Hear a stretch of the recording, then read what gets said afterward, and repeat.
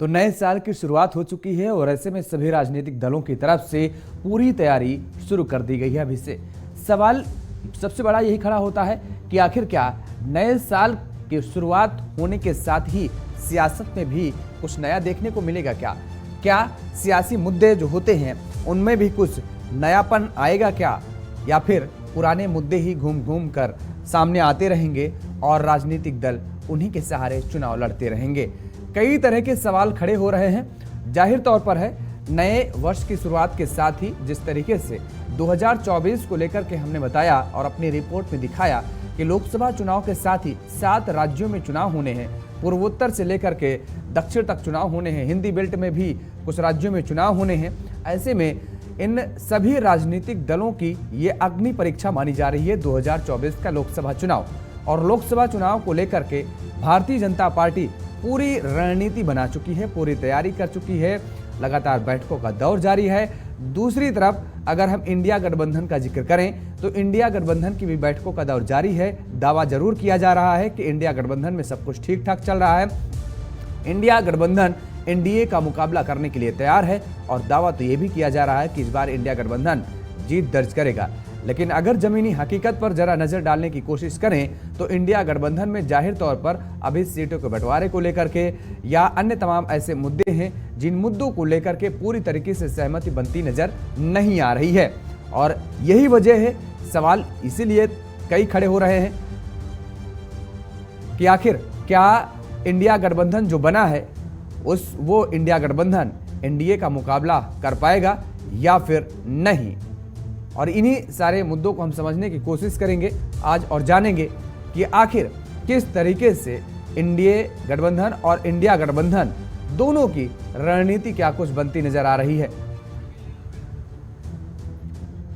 तो समझने की हम कोशिश करेंगे। हमारे साथ कुछ मेहमान जुड़े हुए हैं, आपका तारुफ करा देते हैं। आकाश जाधव जी हमारे साथ जुड़े हुए हैं, कांग्रेस के प्रवक्ता हैं। एसएन सिंह जी भारतीय जनता पार्टी के प्रवक्ता हमारे साथ जुड़े हुए हैं। अशोक तिवारी जी भी जुड़े हुए हैं, समाजवादी पार्टी के प्रवक्ता हैं। सर्वेश जी हैं हमारे साथ, वरिष्ठ पत्रकार। आप सभी मेहमानों का बहुत बहुत स्वागत है और सभी को नए वर्ष की ढेर सारी शुभकामनाएं भी हमारी तरफ से और JK 24/7 न्यूज़ की तरफ से। आकाश जाधव जी, लगातार मेहनत की जा रही है, लगातार दावे किए जा रहे हैं, बैठकों का दौर जारी है इंडिया गठबंधन में, लेकिन अभी फिलहाल सब कुछ ठीक ठाक नजर नहीं आ रहा है।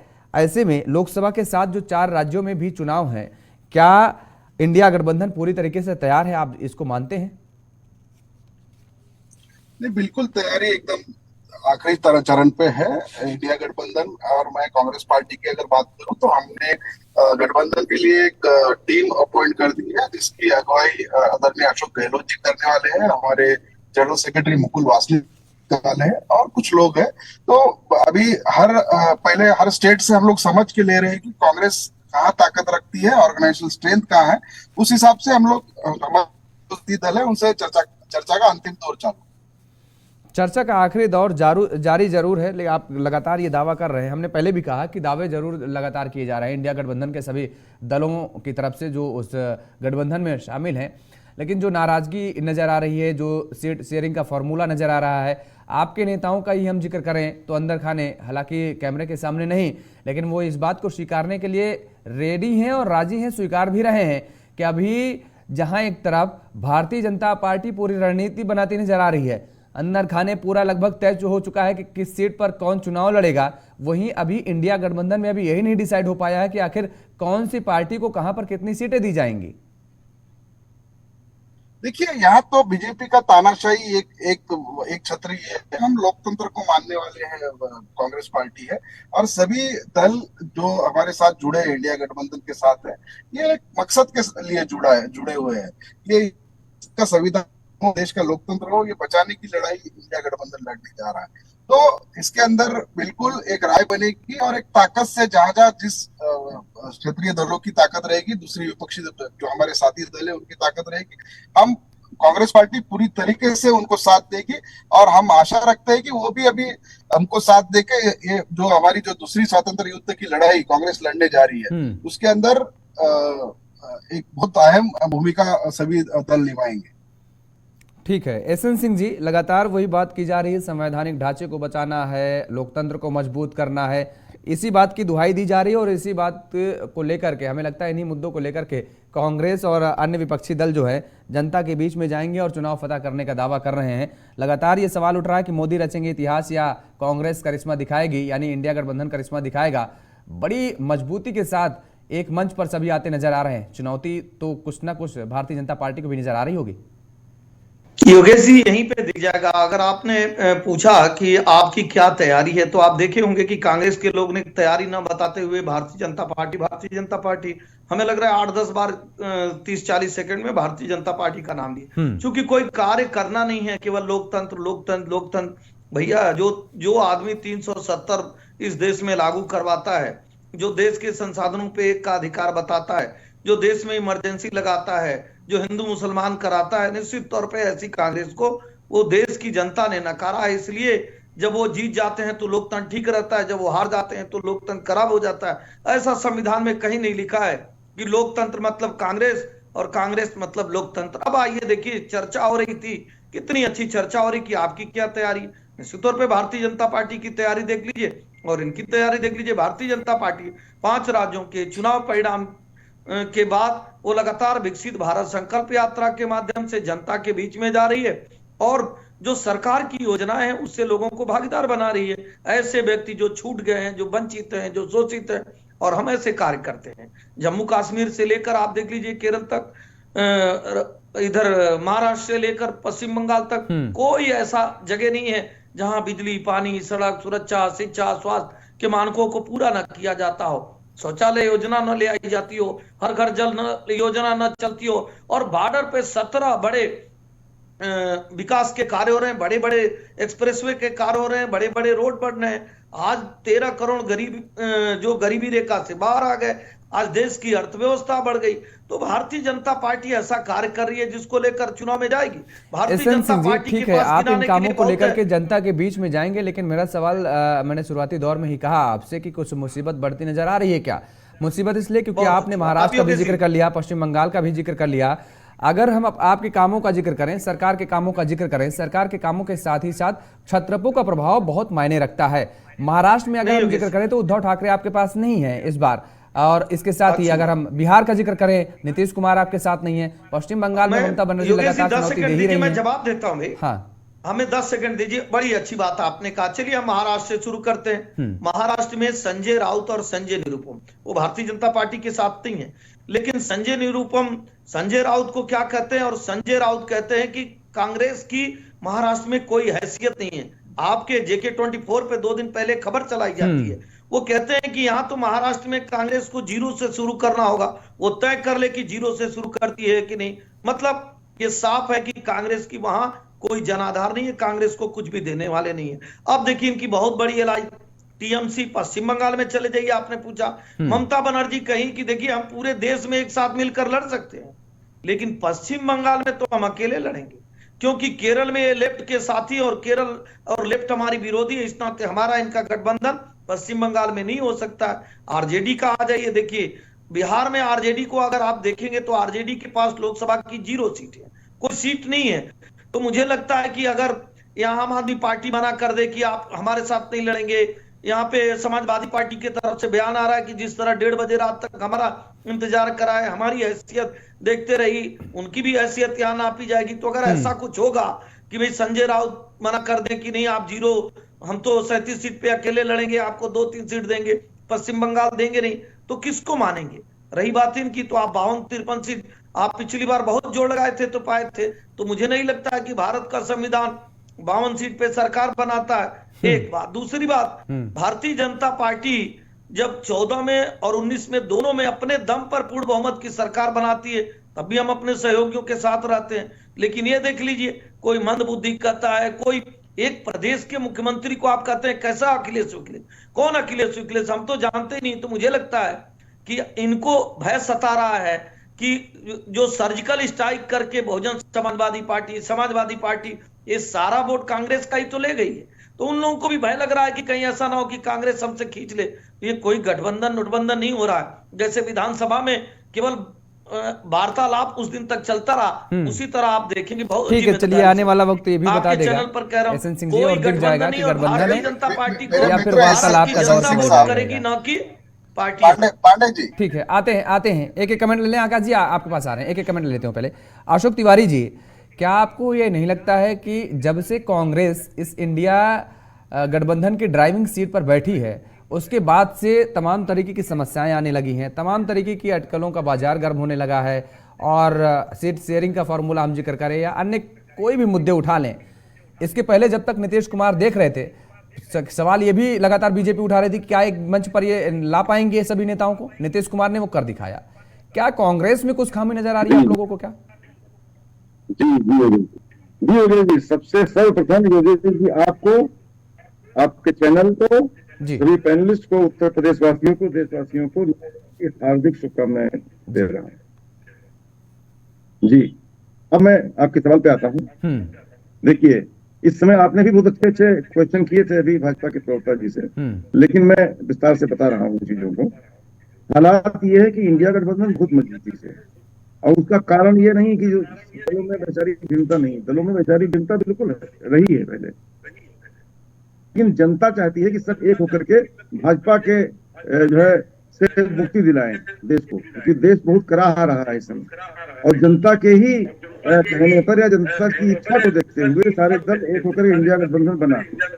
और आज इंडिया गठबंधन इस तरह से मजबूती से है क्योंकि उसे ये ऐसे प्रत्याशी देने हैं जो जीते हैं, जिनका आधार हो, जिनके दल का आधार हो, जिनका जहां पर जैसा आधार हो, वो विजयी हो और भाजपा को जो है धूल चटाएं।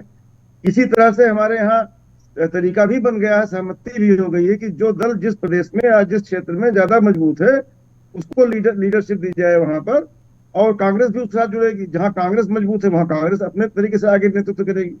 तो इस तरह से एक बहुत बड़ी योजना बन चुकी है, और ये योजना ही भाजपा को जो परेशान कर रही है। आज स्थिति यह है, जहां तक आपने सवाल किया था बिहार का, महाराष्ट्र का, कर्नाटक का, तो यहाँ पर स्थिति यह है कि उद्धव जी नहीं है, और उसका असर दिखेगा इनको अच्छी तरह से, नीतीश जी का असर दिखेगा इनको, जो आज सूत्रधार है पूरे इंडिया गठबंधन के। तो सवाल इस बात का है, ये छोटी बात नहीं है। बहुत से राज्यों में इनको बहुत सीटें मिल चुकी थी, पूरी की पूरी सीटें मिल चुकी थी।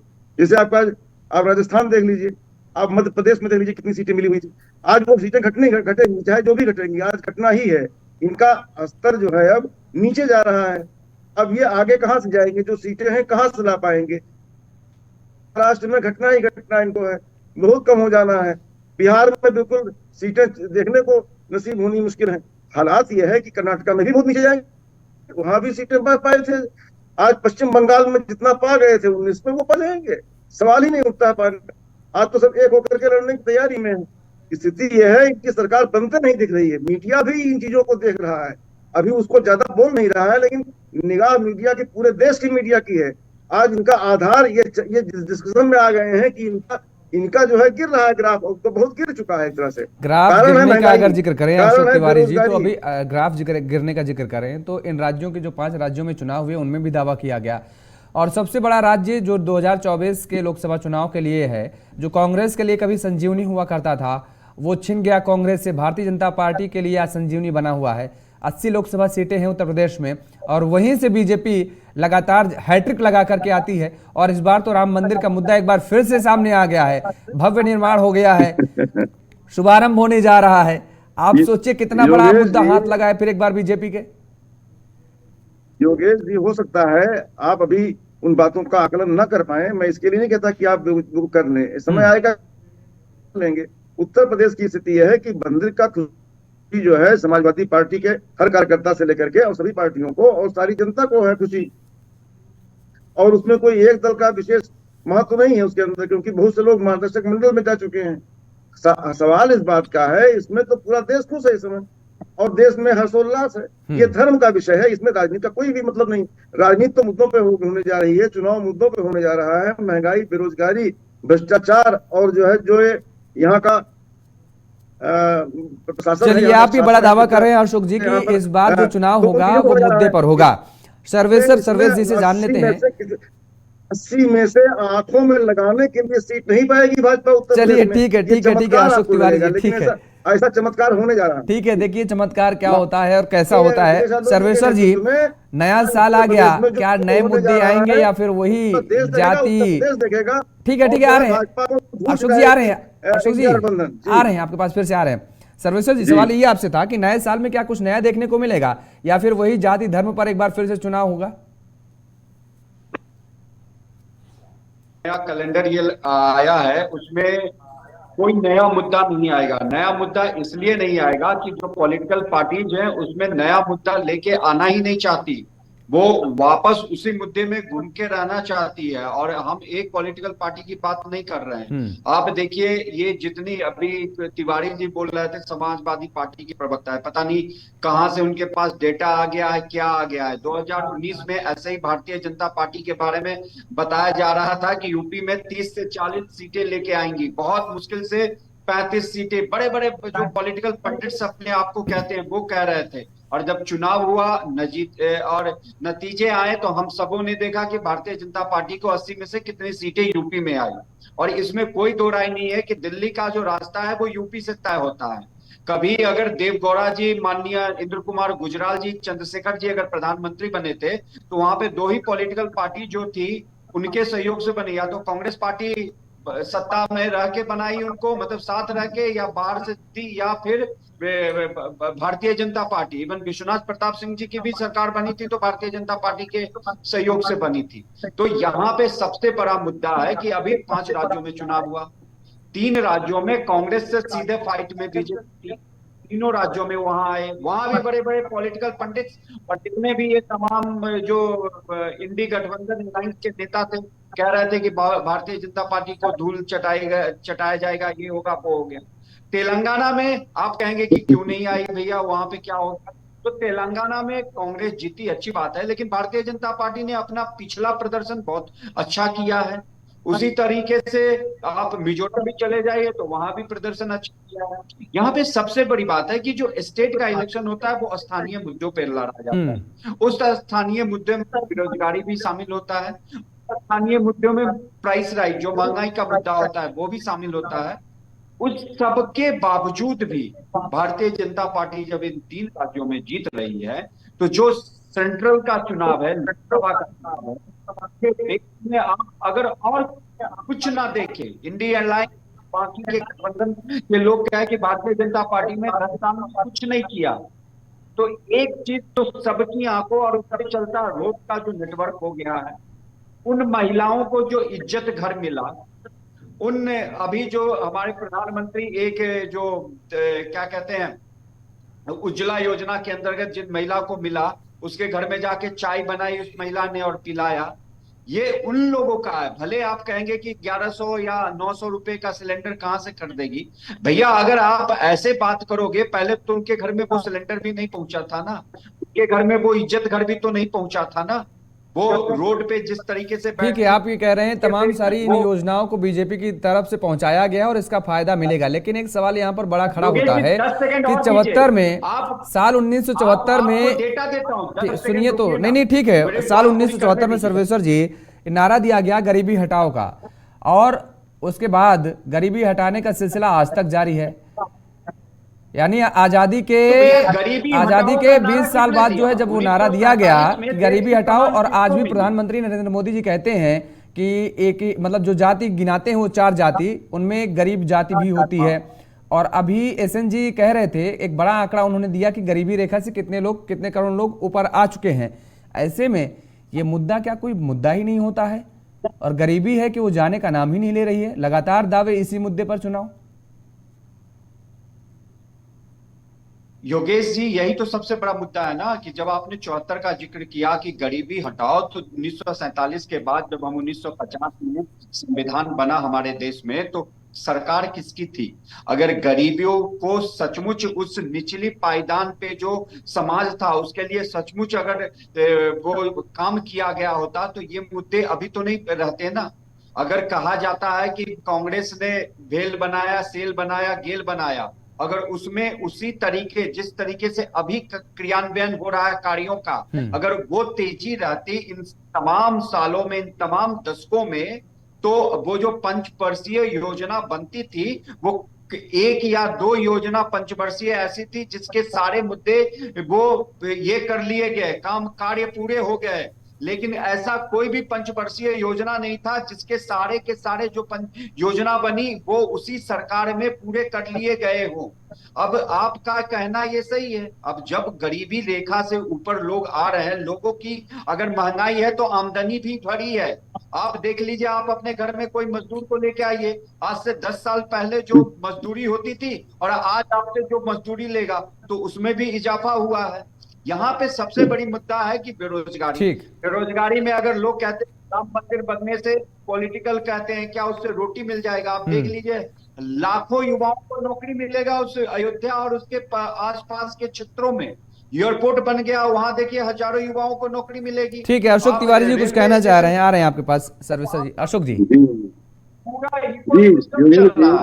अभी अभी अभी जो है भाजपा के प्रवक्ता ने जिस तरह से अभी आप कह रहे थे आंकड़े, 13 करोड़ लोग, इनका कहना है भाजपा का कि गरीबी रेखा से बाहर आए। ठीक है, आप ये क्यों नहीं देखते हैं कि 13 करोड़ अगर बाहर आए हैं तो आज ऐसी क्या समस्या है देश के अंदर कि 80 करोड़ लोगों को 5 किलो अनाज पर निर्भर कर रहे हैं।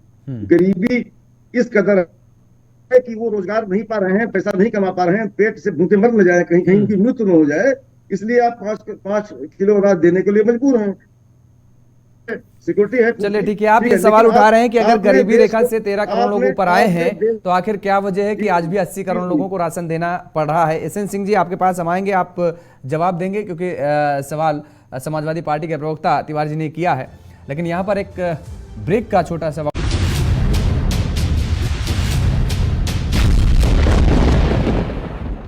ब्रेक के बाद एक बार फिर आप सभी का स्वागत है। तो लोकसभा चुनाव को लेकर के सभी राजनीतिक पार्टियों की तरफ से कमर कस ली गई है, तैयारियां की जा रही हैं और हमारे साथ सभी मेहमान लगातार बने हुए हैं। एसएन सिंह जी हम आपके पास आए, एक छोटा सा जवाब, एक कमेंट हम ले लेते हैं आकाश यादव जी का, वो भी कुछ कहना चाह रहे हैं। तो तिवारी जी का और आकाश यादव जी का, दोनों लोगों का आप जवाब दीजिएगा। आकाश जी। योगेश जी, मुझे तो पहले सर्वेश्वर सर्वे जी हमारे जो वरिष्ठ पत्रकार हैं, भाजपा के प्रवक्ता लग रहे हैं, और हमारे एसएन सिंह जी जो है ये इंडिया गठबंधन के प्रवक्ता लग रहे हैं, जो बाकी की विपक्षी पार्टियों की अपनी खुद की राय रख रहे हैं। मैं आपको बता दूं, ये जो भी बातें दोनों बोल रहे हैं, आज इस देश के अंदर 200 लाख करोड़ का कर्जा हुआ है। हर इंसान इस हिंदुस्तान का पूरा कर्जे में डूबा हुआ है। गरीब और गरीब होते जा रहा है, अमीर। मैं आपको बता दूं, हिंदुस्तान का पर कैपिटा इनकम जो है वो $1980 है, जो सबसे निचले स्तर पे। ये योजना, जो उज्ज्वला योजना की बात सर्वेश्वर सर्वा जी कर रहे थे, मैं उनको बता दूं कि गैस सिलेंडर आज 1100 रुपए, कौन सा गरीब आदमी सिलेंडर ले रहा है? जो पहला कनेक्शन मिला उसके बाद किसने वो सिलेंडर यूज किया, मुझे बता दे। खाली ये 4-5 राज्यों में जब चुनाव हुए, उन्होंने खाली बताने के लिए चुनाव का जुमला, जो इनका बहुत पुरानी नीति है, उसके लिए उसका भाव उन्होंने थोड़े दिन कम कर दिया था, फिर और बढ़ा दिया गया। कैग ने इनके जितने भी रास्ते के, आपने हाईवे की बात की, कैग ने इनका कच्चा चिट्टा खोल दिया है। इनकी जितनी भी योजनाएं थी, जो आरोग्य बीमा योजना थी, बड़े बड़े नाम देके करते हैं, सबसे बड़ा भ्रष्टाचार उसमें हुआ है। तो भ्रष्टाचार का एक बहुत बड़ा पुनिंदा बीजेपी और भारतीय जनता पार्टी है। और दूसरी मैं बात आपको कह दूं कि मोदी जी ने ये 10 साल के अंदर सिर्फ और सिर्फ चंद अमीर लोगों के लिए 16 लाख करोड़ इंडस्ट्रियल्स लोगों का कर्जा माफ किया। आज देश में जिस तरीके की बेरोजगारी है, जिस तरीके की महंगाई है, आज यहाँ का किसान प्रताड़ित हो रहा है, यहाँ का मजदूर प्रताड़ित हो रहा है, यहाँ का युवा प्रताड़ित हो रहा है, महिलाओं के साथ किस तरीके का अत्याचार हो रहा है। मैं आपको बता दूं सर, जो राज्य की जितने भी चुनाव हुए, आप लोग जो बता रहे थे, ये राज्य के चुनाव की अपनी एक एंटी इनकम्बेंसी होती है। आज जो 2024 में चुनाव होने जाने वाला है, देश की नीति बदलने वाला है। मैं आपको बता दूं, अगर फिर से भाजपा और मोदी सरकार तो राज्यों में एंटी इनकम्बेंसी थी, तो मध्य प्रदेश में भी तो भारतीय जनता पार्टी सरकार में थी, मध्य प्रदेश में भी एंटी इनकम्बेंसी होनी चाहिए थी, अगर आप छत्तीसगढ़ राजस्थान का उदाहरण दे रहे हैं तो। मध्य प्रदेश की मैं बात करूं तो मध्य प्रदेश में तो इन्होंने बहुत अलग तरीके का खेला किया है, मैकेनिज्म। इसके ऊपर बहुत सारे लोग अलग अलग दावे कर रहे हैं, संदेह वहां उत्पन्न हो रहा है। मैं प्रवक्ता के तौर पे हर राज्य में गया था, वहां के लोगों का यह है कि हमने वोट तो दिया लेकिन हमारा वोट ही नहीं काउंट हुआ। तो कहीं ना कहीं एक बहुत बड़ा संदेह हिंदुस्तान के अंदर पैदा हो गया है। और कांग्रेस पार्टी इस सब चीजों से जूझ के, ये जितने भी बीजेपी और उनकी यंत्रणा, उनके तंत्र यंत्र जो जिस तरीके के खड़े कर रहे हैं, ये सब का जवाब कांग्रेस पार्टी ढूंढने जा रही है। और आने वाले समय में कांग्रेस पार्टी चुनाव से ज्यादा इस देश को, ये जो गुलामी में आज देश फंस गया उसको आजादी के राह पे लेके जाने की, ठीक है आजादी आकाश दिलाने जी, का आप काम खोजने कांग्रेस जा पार्टी रहे और हैं, इंडिया वक्त ही गठबंधन। कितना बचा है, खोजने का वक्त नहीं है अब, अमली जामा पहनाने का वक्त है, रणनीतियों को अमली इसीलिए जामा पहनाने का वक्त है। इसीलिए हमारे नेता आदरणीय राहुल गांधी की भारत न्याय यात्रा, इस देश के अंदर जो सामाजिक विषमता हो गई है, जो आज जिस तरीके का राजकीय विषमता है, इस तरीके का सामाजिक न्याय नहीं मिल रहा है, राजकीय न्याय नहीं मिल रहा है, आर्थिक न्याय नहीं मिल रहा है, ये ठीक। सब देने का काम, इसका लोगों तक पहुंचाने का काम भारत न्याय यात्रा कर रही है। ठीक है, एसएन सिंह जी आप जवाब दीजिए, दोनों लोगों के सवाल आ गए आकाश जी के। आकाश जी तो आरोप लगा ही रहे कि मध्य प्रदेश में आपने खेला ही कर दिया, और तिवारी जी भी लगातार ये सवाल उठा रहे हैं कि अगर गरीबी रेखा से लोग ऊपर निकले हैं तो आज भी 5 किलो राशन लोगों को क्यों? 10 सेकंड देंगे, मैं दोनों लोगों का जवाब हाँ, देता हूं। मैं कांग्रेस के मित्र से ही शुरू करता हूं। देखिए, जब आपको ये नहीं दिखाई देता है कि भारतीय जनता पार्टी नहीं, देश की जनता ने आपको अस्वीकार किया और भारतीय जनता पार्टी को स्वीकार किया, क्योंकि आप कहते थे, आपको देश की जनता ने 50 वर्ष तक देश में राज करने के लिए दिया, और मिला जुला अगर और सरकारों को देख लिया जाए तो 60 से 70 साल आप देश में रहते हैं। लेकिन आपने क्या काम किया? आपने नारा दिया देश के संसाधनों पे एक का अधिकार। भारतीय जनता पार्टी नारा देती है कि नहीं, सबका साथ, सबका विकास, सबका विश्वास, और उसको पूरा करके दिखाने का कार्य करती है। मैं अपने मित्र से पूछना चाहूंगा, भारतीय जनता पार्टी 4 करोड़ आवास देती है, उसमें जाति, धर्म, वर्ण, वर्ग, मत, मजहब कहां देखती है? नहीं देखती है। बिजली देने का कार्य करती है, उसमें नहीं देखती है। जो शौचालय देने का कार्य करती है, सबके लिए कार्य करती है। अब हमारे अशोक जी का और इनका दोनों मिला जुला जवाब सुनिए। होता क्या है, एक गरीब की मूलभूत आवश्यकता क्या होती है? गरीबी रेखा के बाहर कब आदमी जाता है? उसकी सबसे पहली आवश्यकता होती है योगेश जी की उसको आवास रहे, वो रहने का एक घर है, वो भारतीय जनता पार्टी देने का कार्य करे। उसमें कुछ बुनियादी सुविधाएं रहे, जैसे शौचालय, फिर मकान, फिर कपड़ा, फिर मकान, रोटी कपड़ा और मकान, रोटी कपड़ा और मकान, इस पर बताइए भैया। आप बोलेंगे या मैं बोल दूं? सिंह साहब, मेरा एक सवाल है छोटा सा, मैं आपके बीच में बोल दूं। देखिए, ऐसी समाजवादी पार्टी, अभी हमारे मित्र कह रहे थे कि समाजवादी पार्टी आपको समझना चाहिए, आपकी रणनीति से आप घटते जा रहे हैं, हमारी रणनीति से हम बढ़ते जा रहे हैं। तो मुझे नहीं लगता कि चैनल पर आपका ज्ञान हम अपनाएंगे। पहले समाजवादी पार्टी योगेश जी और प्रदेशों में भी 2-4 सीट पाती थी, क्योंकि मुलायम सिंह जी और लोगों को लेकर चलते थे। लेकिन जब से अहंकारी रूप में अखिलेश यादव जी आए हैं, जो दूसरे धर्म को गाली दिलवाने का कार्य करेंगे, स्वामी प्रसाद मौर्य से दूसरी जातियों को गाली दिलवाने का कार्य करेंगे, तो घटती जाएगी। आपने पूछा 80 करोड़, जब कोरोना काल खंड में पूरी सारी व्यवस्थाएं ठप हो गई थी, भारतीय जनता पार्टी की सरकार ने मोदी जी के नेतृत्व में निर्णय लिया कि जो मूलभूत जरूरत है वो भोजन की है, उसको पूरा किया जाए। अगर ये गाड़ी आपके दरवाजे से होती हुई आई है कांग्रेस से, समाजवादी पार्टी की समय से, अगर आपने गरीबों को गरीब नहीं रहने दिया होता तो हम ऐसा कार्य नहीं करते।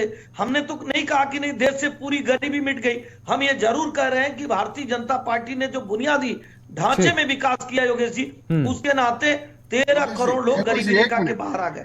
अब हम ये कहते हैं कि देखिए, जम्मू कश्मीर में पहले 2-2 महीने तक कर्फ्यू लगा रहता था योगेश जी, वहां की जनता ये सांस ले रही है कि नहीं अब तो कर्फ्यू नहीं है भाई, हम तिरंगा झंडा भी फहरा रहे हैं, हम 1 जनवरी भी मना रहे हैं। उत्तर प्रदेश के लोग ये मानकर चलते थे कि 700 दंगे वाला उत्तर प्रदेश से मोदी जी, योगी जी की गारंटी थी, उत्तर प्रदेश में दंगे नहीं होंगे, तो नहीं हो रहे। अब उत्तर प्रदेश में अमूल की फैक्ट्री लग रही है, खाद का कारखाना गोरखपुर में चल रहा है, कहीं रैपिड रेल शुरू हो गया। चलिए, आकाश जी के मन में कोई सवाल है? छोटा सा सवाल आकाश जी पूछना चाह रहे हैं आपसे, शायद आकाश जी पूछे।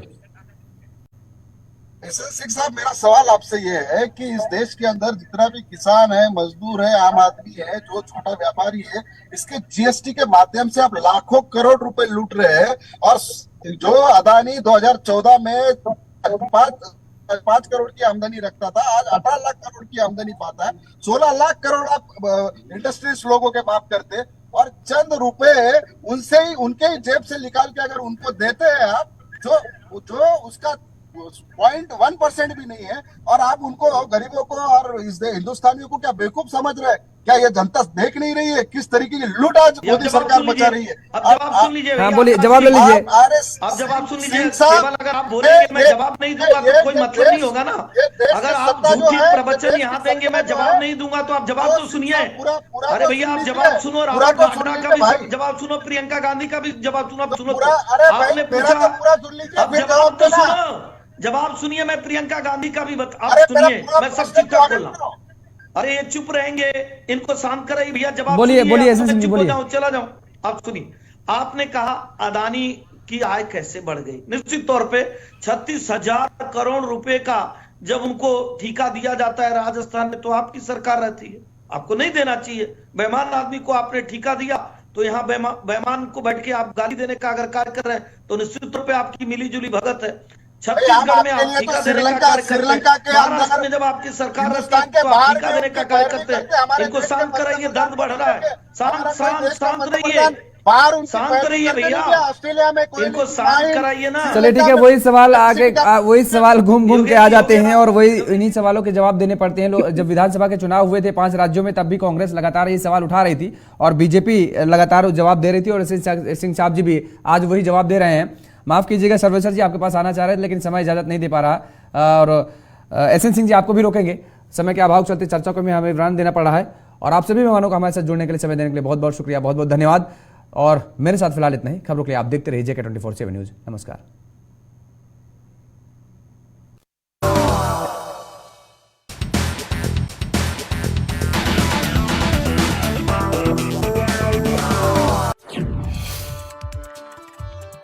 उत्तर प्रदेश में योगी सरकार स्वास्थ्य के क्षेत्र को बेहतर बनाने के लिए जी जान से जुटी हुई है, ताकि लोगों को स्वास्थ्य सुविधाओं का